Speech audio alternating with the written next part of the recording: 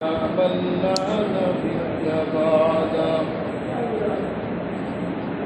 أما بعد فأعوذ بالله من الشيطان الرجيم. بسم الله الرحمن الرحيم. وما أرسلناك إلا رحمة للعالمين. صدق الله مولانا العظيم. وقال رسول الله صلى الله عليه وسلم: لا يؤمن أحدكم حتى أكون أحب إلي من والده وولده والناس أجمعين، أو كما قال عليه الصلاة والسلام. إن الله وملائكته يصلون على النبي يا أيها الذين آمنوا صلوا عليه وسلموا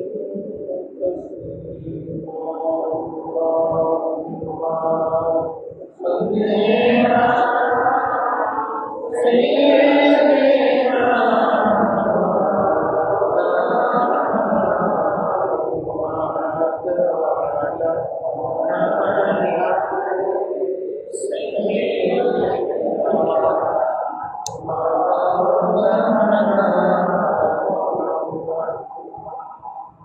मोहब्बत पड़े दूर वहे नबी वशिया तुम्हार दरूद सुने नबी रौदा पाके या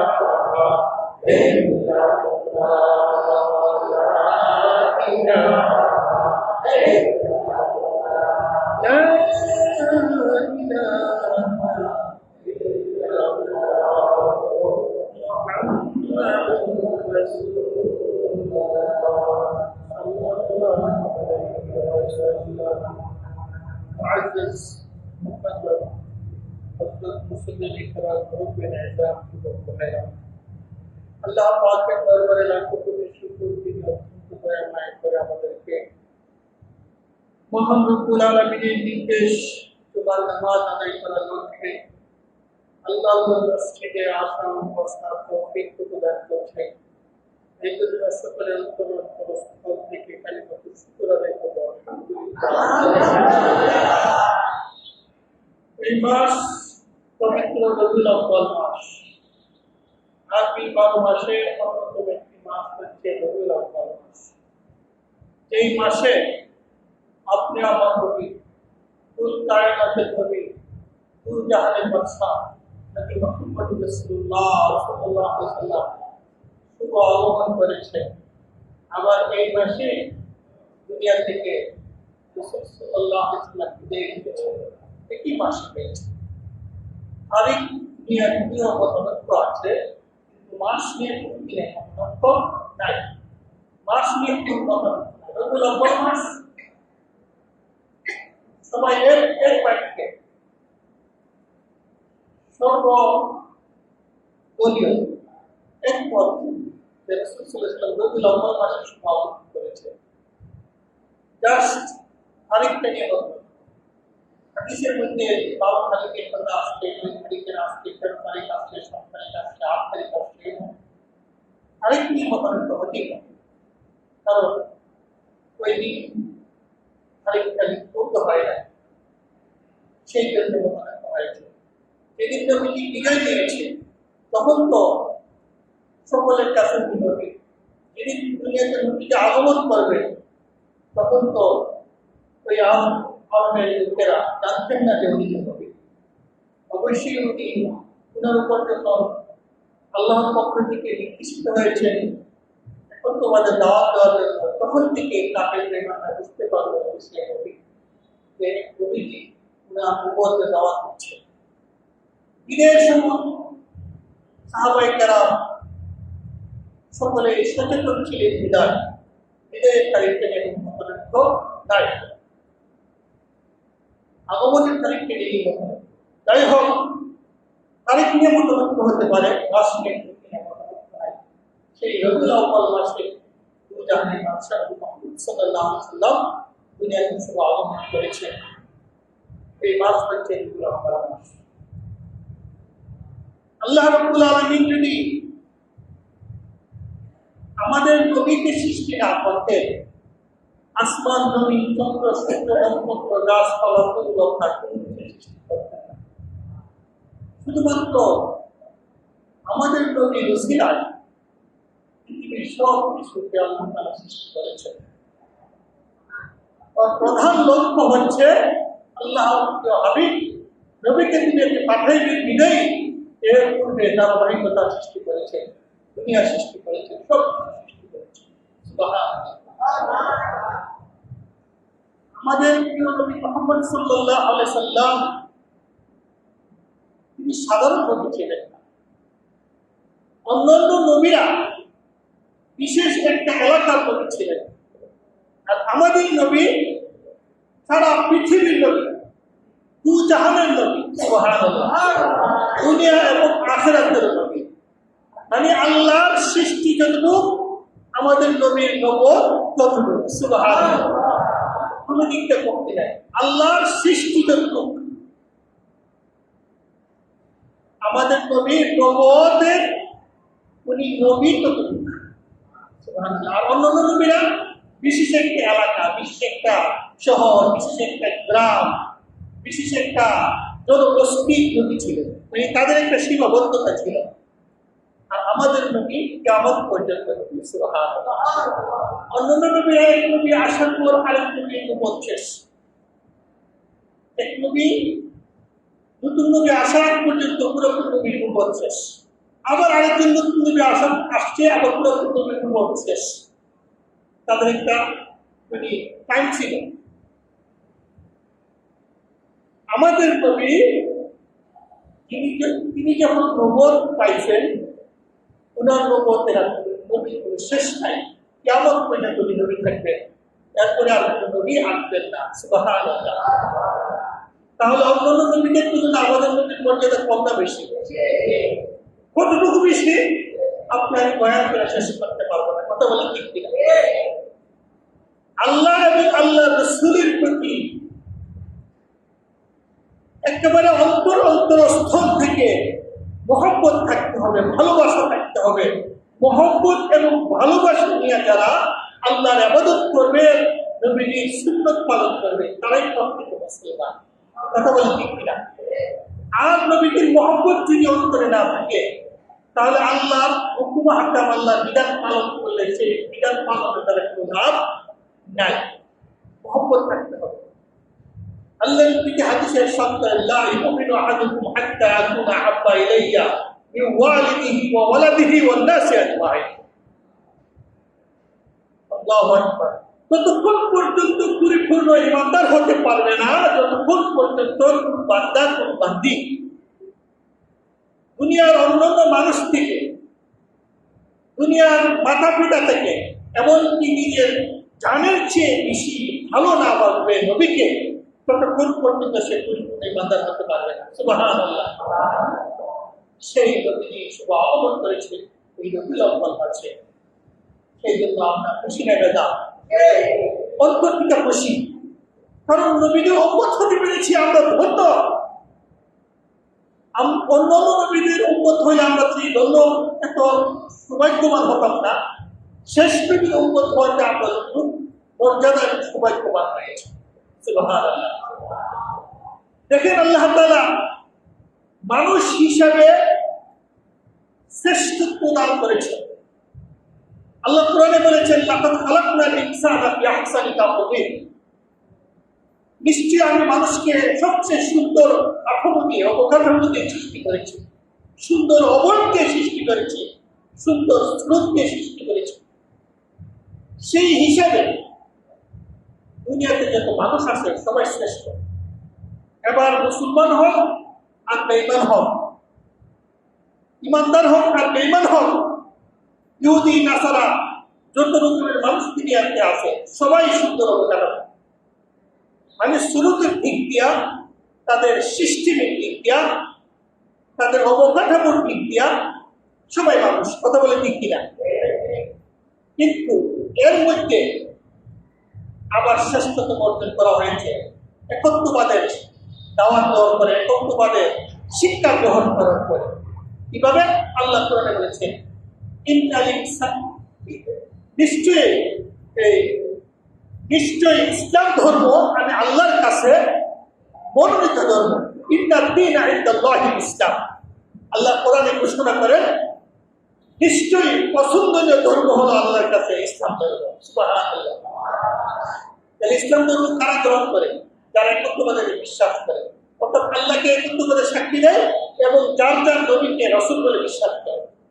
এবার নূহ নবীর উম্মতেরা ইসলাম ধর্ম গ্রহণ করেছে, মুসা নবীর উম্মতেরা ইসলাম ধর্ম গ্রহণ করেছে, ইব্রাহিম নবীর উম্মতেরা ইসলাম ধর্ম গ্রহণ করেছে। যুগে যুগে সকল নবীর উম্মতেরাই একত্ববাদের দাওয়াত দিয়েছে, একত্ববাদ গ্রহণ করেছে। কথা বলে ঠিক কিনা? সেই হিসেবে ইন্নাদ দীনা ইনদাল্লাহিল ইসলাম, সেই আয়াতের পরিপ্রেক্ষিতে পৃথিবীতে যত নবী রাসূল আসছে সকল নবী রাসূল এবং তাদের উম্মতরাই মুসলমান। কথা বলে ঠিক কিনা? এখন কাফির বিমান থেকে তাদের মর্যাদা বেড়ে গেছে। এবার এর মধ্যে আবার মর্যাদা আমাদেরকে আল্লাহ বাড়াই দিয়েছে। শেষ পর্যন্ত হিসেবে কোরআনের আয়াত, খায়রু উম্মাতিন উখরিজাত লিন-নাস। সুবহানাল্লাহ। কোরআনের আয়াত আল্লাহ রাব্বুল আলামিন বলেন, তোমরা হচ্ছে শ্রেষ্ঠ জাতি, তোমাদেরকে পাঠানো হয়েছে তা'মুরুনা বিল মা'রুফ ওয়া তানহাউনা আনিল মুনকার ওয়া তু'মিনুনা বিল্লাহ। অর্থাৎ শেষ নবীর উম্মত হওয়ার কারণে পৃথিবীর সকল মুসলমানদের থেকে তোমাদেরকে আবার শ্রেষ্ঠত্ব দান করা হয়েছে। সুবহানাল্লাহ। তোমাদের মর্যাদা বেশি করা হয়েছে। অর্থাৎ শেষ নবীর উম্মত হওয়ার কারণে অন্যান্য নবীর যে উম্মতেরা আছে, পৃথিবীতে যত নবী রাসূলের উম্মত ছিল তাদের থেকে আমাদের মর্যাদা বেশি। সুবহানাল্লাহ। কেন? শেষ নবীর উম্মত হওয়ার কারণে। তাহলে মর্যাদা বাড়তে বাড়তে বাড়তে বাড়তে আমাদের মর্যাদা অনেক উপরে চলে গেছে। একটাই কারণ, শেষ নবীর উম্মত হতে পেরেছি। এই জন্য আমরা শেষ নবীর উম্মত হওয়ার কারণে আমরা ধন্য। কথা বলে ঠিক কিনা? কোন নবীর উম্মতেরা শেষ নবীর উম্মতের আগে জান্নাতে যাওয়া সম্ভব না। সুবহানাল্লাহ। পৃথিবীতে যত নবী রাসূল আসছেন, কোন নবী রাসূলের উম্মতেরা শেষ নবীর উম্মতের আগে জান্নাতে প্রবেশ করতে পারবে না। সুবহানাল্লাহ। তাহলে আমাদের মর্যাদা আল্লাহ কতটুকু বাড়াই দিয়েছে? অনেক অনেক বাড়াই দিয়েছে। এই জন্য প্রকৃত ইমানদার হতে হলে আল্লাহ এবং আল্লাহ রাসূলকে পরিপূর্ণভাবে মেনে চলতে হবে। কথা বলেন ঠিক কিনা? সেই নবীজি এই মাসে আগমন করেছেন, আবার বিদায় নিয়েছেন। সাহাবায়ে কেরামের কান্না রোল করছিল সেই হৃদয় বিদারক দিন। যেমন আমাদের শুভ আগমনের দিন খুশি, আবার যে নবীজি বিদায় দিয়েছেন আমরা কত হৃদয় বিদারক বিষয়, সেটাও কিন্তু আমাদেরকে দেখতে হবে, দুটা দিকে দেখতে হবে। দেখেন, উহুদের ময়দানে যখন শয়তান মারদুদ খবর ছড়িয়ে দিয়েছে নবীজি শাহাদত বরণ করেছে, মানে মিথ্যা খবর, অর্থাৎ নবীজি ধামদার মুবারক শহীদ হয়ে গর্তের মধ্যে পড়ে গেছিল। আপনারা কিচ্ছা কাহিনী শুনেছেন, আমি পুরা কিচ্ছা বলবো না, জাস্ট ইঙ্গিত দিচ্ছি। যখন নবীজি উহুদের ময়দানে ধামদার মুবারক শহীদ হওয়ার পরে গর্তে পড়ে গেছে, গর্তে পিঠের উপরে গেছে, দেখা যাচ্ছে না, তখন শয়তান মারদুদ মানে শয়তান অর্থাৎ প্রতিপক্ষকে মানে পরাজিত করতে গেলে যুদ্ধের অনেক কৌশল আছে, যদি হঠাৎ করে মানে বুঝাইতে পারে যে তোমাদের নেতা শেষ, তখন তারা অটোমেটিক পিছনে চলে যাবে। এটা হচ্ছে যুদ্ধের কৌশল। তো শয়তান মারদুদ চাইছে যে মুসলমানদের নেতা শেষ, এই কথা খবর ছড়িয়ে দিলে ওই যে সাহাবায়ে কেরাম অর্থাৎ মুসলমানের দল অটোমেটিক তারা পরাজয় বরণ করবে। মানে এই সুবাদে তারা বলতেছে মোহাম্মদ নাই, নাউজুবিল্লাহ। কি বলতেছে? মোহাম্মদ নাই। যেই মাত্র এই খবর মানে ভুয়া খবর ছড়িয়ে দিয়েছে, মুসলমানদের মধ্যে সাহাবায়ে কেরামের কান্না রুল পড়ে গেছে, এমনকি উঠি বাচ্চা পর্যন্ত উঠি স্তনে দুধ পান করে না, কান্না করতেছে। গরুর বাছুর গাভীর বাছুর পর্যন্ত দুধ পান করা বন্ধ করে দিয়েছে। আল্লাহু আকবার। ওই গাভীর বাচ্চাগুলা উটনির বাচ্চাগুলা পর্যন্ত দুধ পান করা বন্ধ করে দিয়েছে। কেন আমাদের নবী চলে গেছে। এই খবর শুনে যখন তারা সব কিছু বন্ধ করে দিয়েছে, কান্না করে গেছে।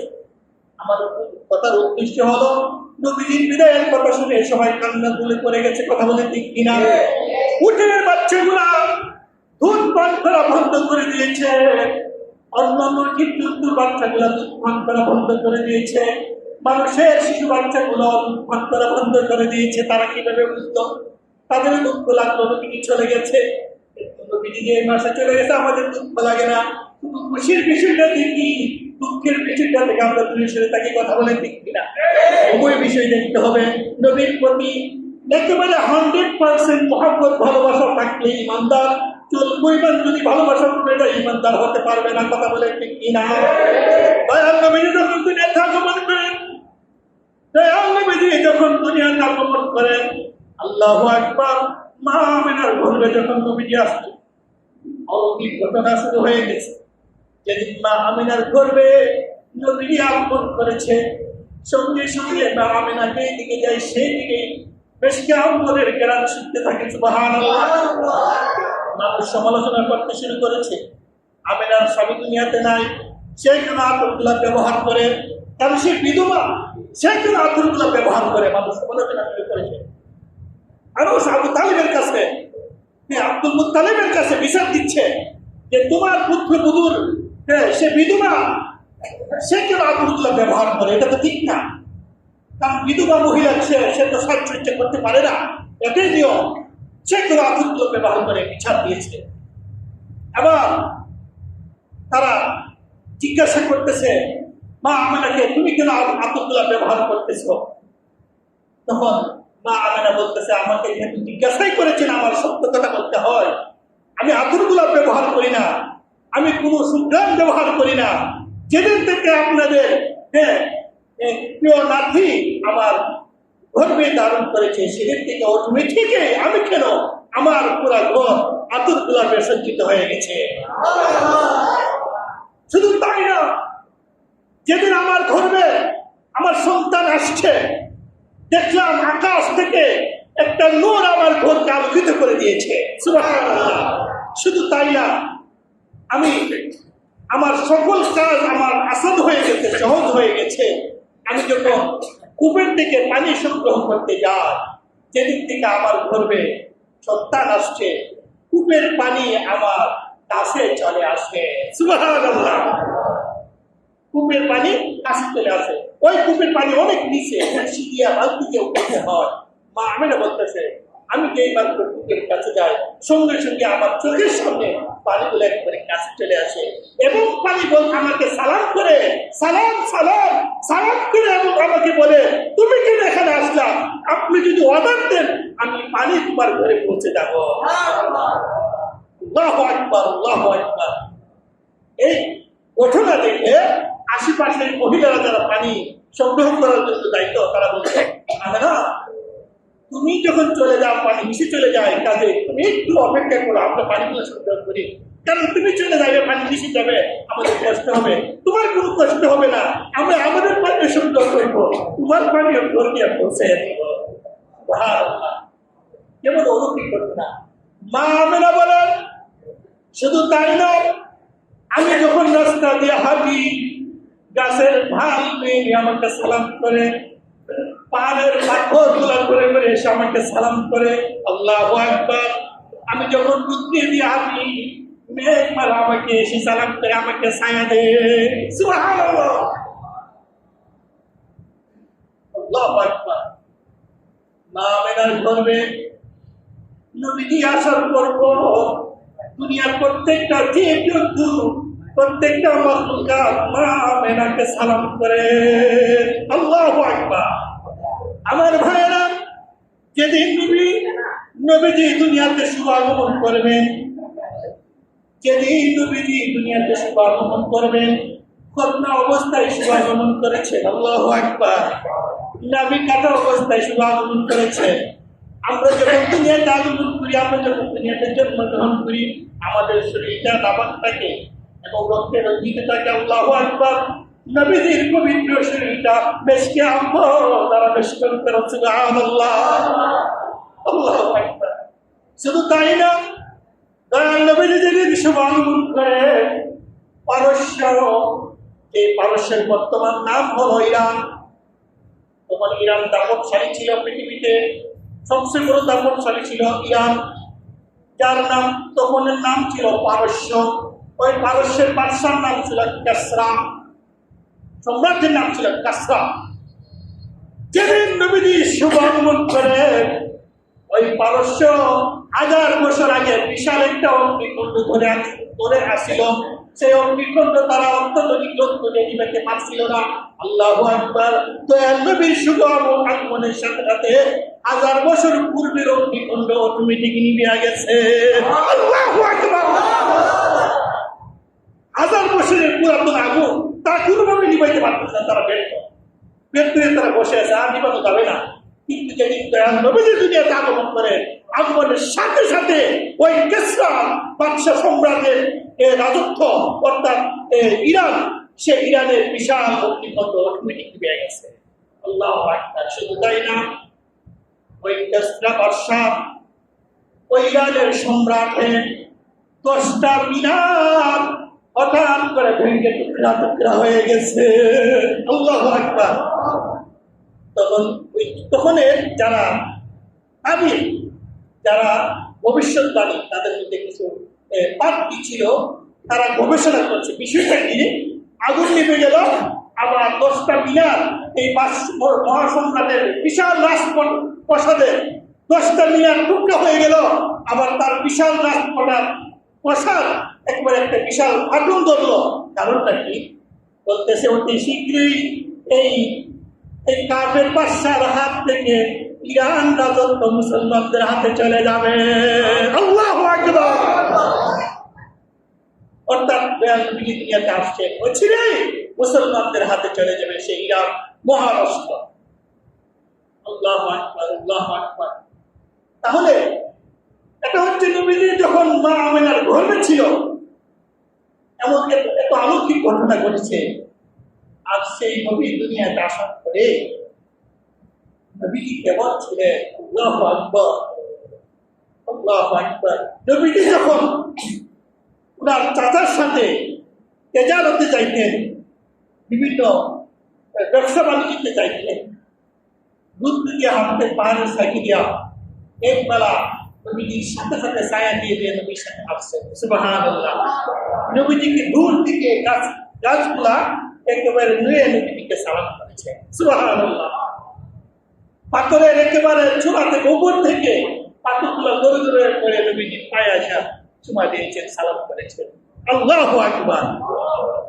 সেই নবীজির উম্মত আমরা, সেই নবীজি রেখে যাওয়া সুন্নাত, সেই নবীজি রেখে যাওয়া তরিকা আমাদেরকে ধারণ করতে হবে, পালন করতে হবে। আমরা যদি নবীজির সুন্নাত বর্জন করি, নবীজির তরিকা বর্জন করি, কশিকালে নবীজি আমাদেরকে সুপারিশ করবেন না। কথা বলে ঠিক কিনা? সেই নবীজির উম্মত আমরা হয়েছি, সেই উম্মতের শ্রেষ্ঠতম আমরা হয়েছি, কিন্তু সেই শ্রেষ্ঠত্ব ধরে রাখতে হলে নবীজির তরিকা দ্বারক বহন করতে হবে, নবীজির সুন্নাতকে মানতে হবে, পালন করতে হবে, নিজে মানতে হবে, অবর্ত দাওয়াত দিতে হবে। কথা বলে ঠিক কিনা? আল্লাহ নবী বলেছেন, তারাকতু ফীকুম আমরাইন লান তাদিল্লু মা তামাসসাকতুম বিহিমা কিতাবাল্লাহি ওয়া সুন্নাত রাসূলি। আল্লাহ নবী বলেছেন, আমি তোমাদের মধ্যে দুইটা জিনিস রেখে গেলাম, ওই দুইটা জিনিস তোমরা যদি ভালোভাবে ধরতে পারো কখনো গুণা হবে না, কখনো পথভ্রষ্ট হবে না। আর যদি দুইটা জিনিস ছেড়ে দাও অথবা একটা জিনিস ছেড়ে দাও, পথভ্রষ্ট হয়ে যাবে, গুমরা হয়ে যাবে। দুইটা জিনিস কি? আল্লাহ নবী বলেন, কিতাবাল্লাহি ওয়া সুন্নাত রাসূলি। প্রথম নম্বর হলো আল্লাহর দেওয়া কোরআন, দ্বিতীয় নম্বর হলো নবীজির দেওয়া সুন্নাত। সুবহানাল্লাহ। এই জন্য কোরআনকে বাদ দেওয়া যাবে না, হাদিসকে বাদ দেওয়া যাবে না। হাদিস মানে নবীজির সুন্নাত, রাসূলের সুন্নাতকে মানতে হবে, কোরআনকে মানতে হবে। কোরআনের ব্যাখ্যা বিশ্লেষণ হলো নবীজির দেওয়া হাদিস। সুবহানাল্লাহ। কোরআনের ব্যাখ্যা বিশ্লেষণে হলো নবীজির দেওয়া সুন্নাত। এই জন্য নবীজির সুন্নাতকে বাদ দিলে, শুধু কোরআন ধরলে সুন্নাত বাদ দিলে ইমানদার হওয়া যাবে না, আবার কোরআন বাদ দিয়ে শুধু সুন্নাত ধরলে ইমানদার হওয়া যাবে না। কোরআনও ধরতে হবে, নবীর সুন্নাতকে ধরতে হবে, দুটোই ধরতে হবে, দুটোই মানতে হবে, দুটোই পালন করতে হবে। আমার ভাই, এই মাস রবিউল আউয়াল মাস, এই মাসে আমরা বেশি বেশি রোজা রাখবো। নবীজি আমাদের কিভাবে শিক্ষা দিয়েছেন, আমরা কিন্তু আমিও গর্ব করে বলতেছি না, আমি কিন্তু কালকে রোজা আগে রোজা রাখছি, কিন্তু কেন রাখছি আমরা? আবার কালকে রাখবো, কেন রাখবো? এটা নবীর রেখে দেওয়া সুন্নাত। নবীজি প্রত্যেক সোমবারে রোজা রাখছেন। জিজ্ঞাসা করছে, ইয়া রাসূলুল্লাহ, আপনি কেন সোমবার রোজা রাখেন? সারা বছর সোমবার রোজা রাখেন। আমি সোমবার দিনে আগমন করেছি দুনিয়াতে, সেই জন্য আল্লাহ শুকর আদায় করতে দেয়, প্রত্যেক সোমবারে আমি রোজা রাখি। সুবহানাল্লাহ। 12টা ছিল সোমবার, এখন 12 তারিখ সোমবার হইতে পারে, নাও হতে পারে। আপনি 12 তারিখ রাখেন এবং এই মাসে বেশি বেশি রোজা রাখেন এবং এই মাসে বেশি বেশি দান খয়রাত করে, এই মাসে বেশি বেশি নফল বন্দেগী করে, সেটা হচ্ছে আল্লাহ রাসূলের প্রকৃত সুন্নাত, প্রকৃত সিস্টেম। বারবারই কামাকাটি হানাহানি এগুলো ইসলামে নাই। আল্লাহ কোরআনে বলেছেন, আল ফিতনাতু আসাদ্দু মিনাল কতল। ফিতনা হচ্ছে একেবারে হত্যা করা থেকে বেশি জঘন্য। আর আজকে আমরা মুসলমানদের থেকে ফিতনা লেগে আছে, মারামারি, কাটাকাটি, হানাহানি। ইসলাম নিয়ে মারামারি, ইসলাম নিয়ে কোনো মারামারি নাই। ইসলাম শান্তি ধর্ম, সেই শান্তি ধর্ম নিয়ে মারামারি করলে আল্লাহ বেজার হবেন, রাসূল বেজার হবেন। কাজেই আমরা সবাই হাতে হাত মিলে, সবাই ঐক্যবদ্ধভাবে আল্লাহর রশিকে ধরবো এবং আল্লাহ কোরআনকে ধরবো, রাসূলের হাদিসকে ধরবো। আল্লাহ তাআলা আমাদেরকে তৌফিক দান করুন। একটা দাওয়াত আজকে রাত্রে